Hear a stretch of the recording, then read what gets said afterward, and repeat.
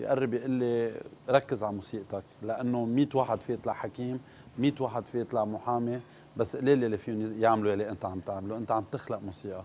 ووعدته ما تترك الموسيقى. وعدته ما اترك الموسيقى. ليش؟ حتى بس بلشنا نحن العائله بنشتغل بالعمار، كان يحب الرياضه كثير وانبسط كثير وقتها بلشت يعني اهتم بالرياضه. بس هذا وعد قطعته على بيي، واللي هو لهلا بقول لك اهم انسان، اكثر انسان اثر فيي.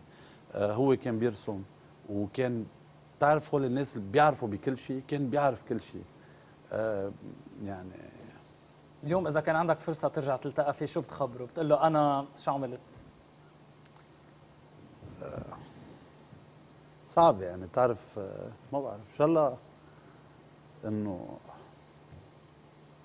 دموعك غاليه، ما بدي اكون عم ضايقك باي مكان، وبعرف قد ايه خصوصيه الاهل والبي يلي بيضحي كل حياته لنحن نوصل ليلي نحن فيه اليوم. يعني انه ان شاء الله بيكون فخور. اكيد اكيد هو فخور وقاشع وعم بيراقب كل التفاصيل بكل حب وبكل فخر، نفسه بالسما يا رب. دي ما بدي اضايقك ابدا. كان بريك بليز، بريك بس دقيقه. بنفوت على بريك، تكرم عينك رجي، بنفوت على بريك. مشاهدينا خليكن معنا.